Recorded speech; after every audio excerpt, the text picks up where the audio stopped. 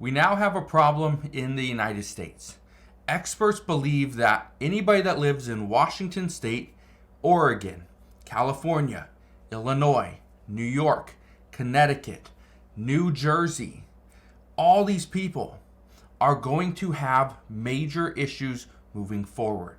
And I say this because there's a massive movement happening right now that some are saying is expected to explode.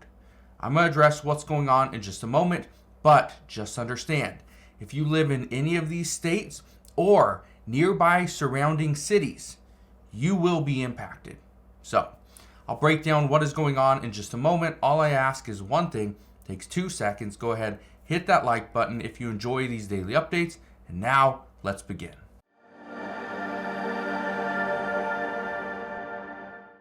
So why are experts telling us that if you live in any of those states or nearby surrounding cities, that you will be impacted? Well, it's because of the movement that's happening down at the U.S. southern border, specifically with Texas.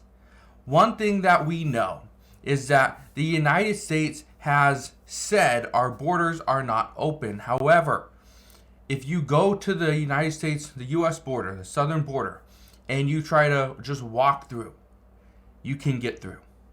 That's all it takes. You just walk through and nobody will stop you.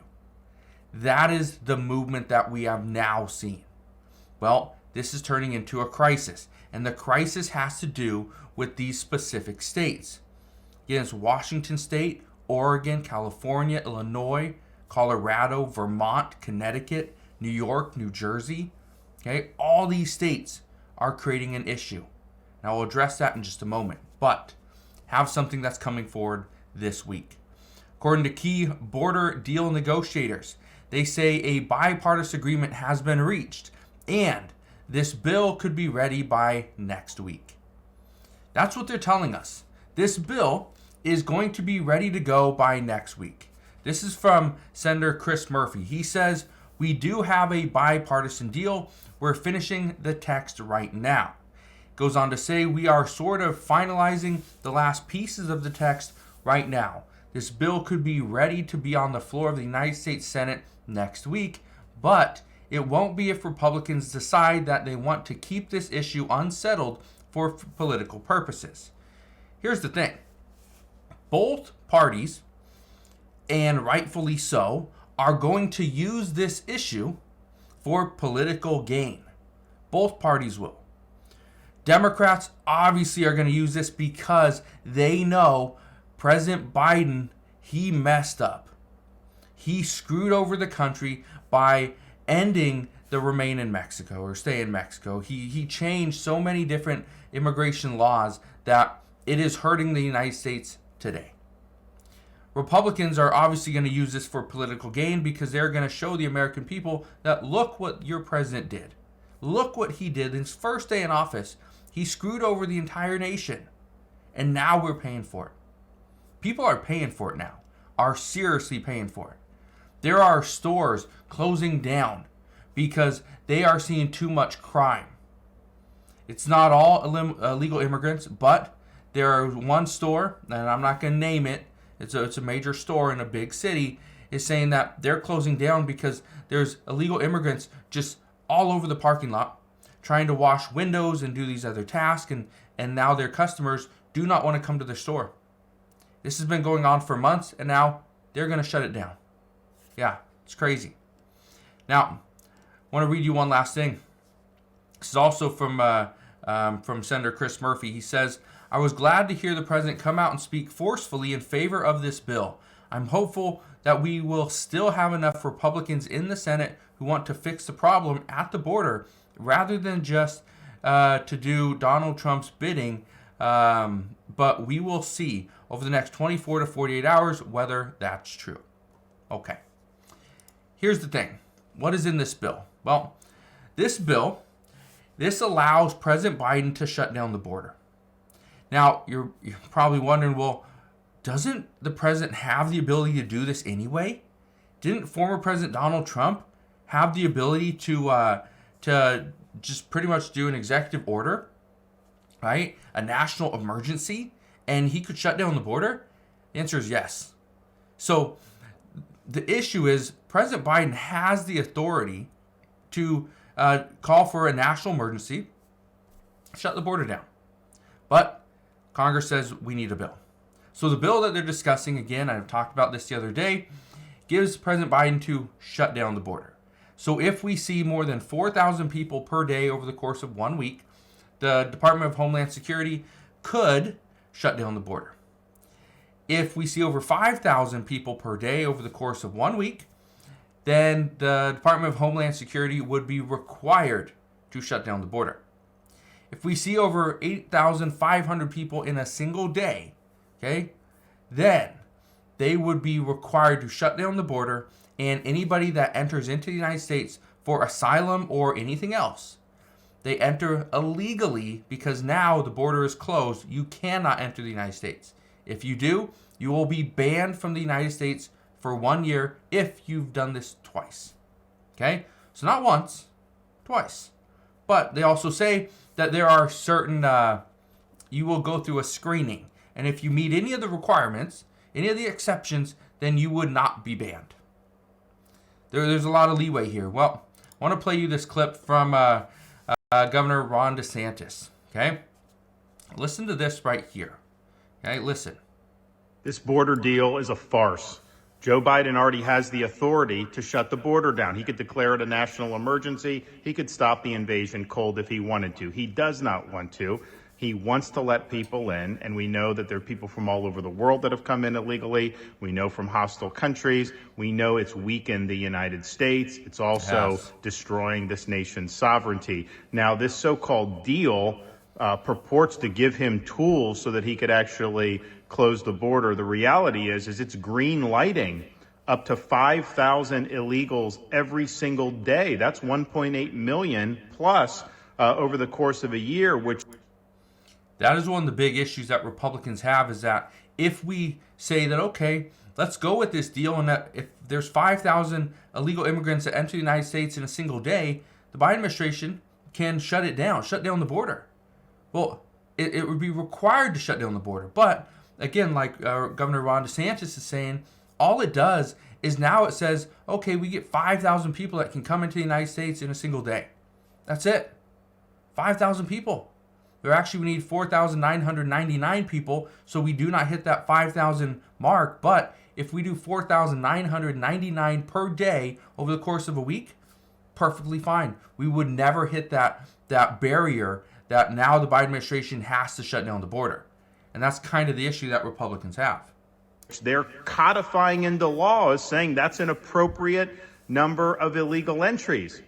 I think the appropriate number of illegal entries is 0. And our policy should reflect that we do not want people coming to this country illegally. We should not be giving benefits and work permits to people that have come to this country illegally. So Biden has the authority. He doesn't have the will. He doesn't have the political philosophy to want to actually solve the problem. Meanwhile, the country continues to get weaker, and the problem is going to continue to persist. So right there, the problem is going to persist. That is the issue. Now, it's such a big issue right now that we are now starting to see convoys being formed. That's what's happening. So here on Fox News, just from yesterday, it says, Texas-bound Take Our Border Back convoy to shed light on migrant crisis. Send a message to leaders. Here's the issue.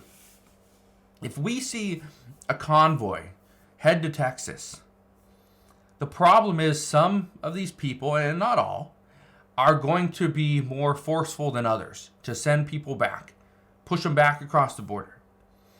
The problem is if we see 7,000 trucks, we see, tens or hundreds of thousands of people head to the U.S. southern border. I've already seen video of farmers lining their fields, okay, with tractors and just trying to show their support for Texas, just to protect our borders. Now, you're probably thinking this, though, that, well, I don't care what's happening with Texas. Okay? I don't live in Texas. It's not going to bother me. Right? I'm not for immigration. I'm not against it, but it's not going to bother me. But here's the thing. According to experts, they say it will. It will bother you. Because just this opinion piece says, you think asylum seekers cause problems in Texas? No. They can't afford to stay here. I was listening to an interview it's kind of an interview. Somebody was talking to a person that was crossing into the United States. I don't know if they were trying to claim asylum or what they were doing, but they asked them, where are you going? The person said, Illinois. They're going to Illinois because they need work. A few others said they're going to California. California has a lot of work. They're going to California. It's warm and there's a lot of work. Well, I want to show you something because here's what it comes down to. This map right here. Look at the states on the left, okay? The ones in orange or somewhat orange. We got Washington State. Their current minimum wage as of January 1st, 2024 is $16.28 per hour. Oregon's $14.20. California is $16. Arizona $14.35. And Colorado $14.42. Also in Illinois, over here, it is $14. In New York, it's $15. In New Jersey, it is $15.13. Connecticut, $15.69. Vermont up here, $13.67. So down here in Texas, it's $7.25 per hour. Nobody wants to go move somewhere and get paid $7.25 per hour because they also want to send money back to their family. But if we take that map and then we also look at this map right here, this is the state laws on immigration enforcement for 2023. Okay? The ones in green over here, these are more pro-immigration. Okay? So it's on a scale of 1 to 5. Washington State is a 4.4. Oregon is 4.73. California is a 4.27. So if we look at this right here, look at Colorado, it's a 3.47. Right? It's in green. Illinois over here, it's a 4.73 compared to Texas, which is a 1.93, which means they are anti-immigrant laws. Okay? So if we look at this, these three states, Colorado and Illinois, got over here, we got New Jersey, okay? New York is up here. We got Vermont over here. Anyway, the point of this is you look at this map of this is their minimum wage. Look at Washington State, Oregon, California. Higher minimum wages. Look at Colorado, a higher minimum wage. Illinois, higher minimum wage, right? New York, $15 an hour. New Jersey, $15.13. You look at this map. Again, these are pro-immigrant laws, okay? These are also democratic states. So not only are illegal immigrants entering the United States, but here's the problem. They are all leaving Texas. This is not a Texas issue. The issue that Texas has is just secure our border. The issue that Governor Greg Abbott has is we are not going to change this park in Texas to an immigrant processing center. We're not going to use it to process immigrants. No, it's going to be a park. We're going to preserve it. We're going to save it. That is what he's fighting for. And yet the federal government wants to take that park and use it to process more immigrants. The issue that we're facing right now is this is not a problem just for Texas. This is why there's over 7,000 trucks heading to Texas this week, is because they are standing up for the United States. They're standing up for the states that are not right there along the border, because those states are going to be hit. I have seen just here in Washington State, I've seen a number of families from Venezuela, from Guatemala, okay, from Colombia. I've seen so many that have moved here to Washington State that are living in hotels just because of our minimum wage, the work that we have here, and we are pro-immigrant laws.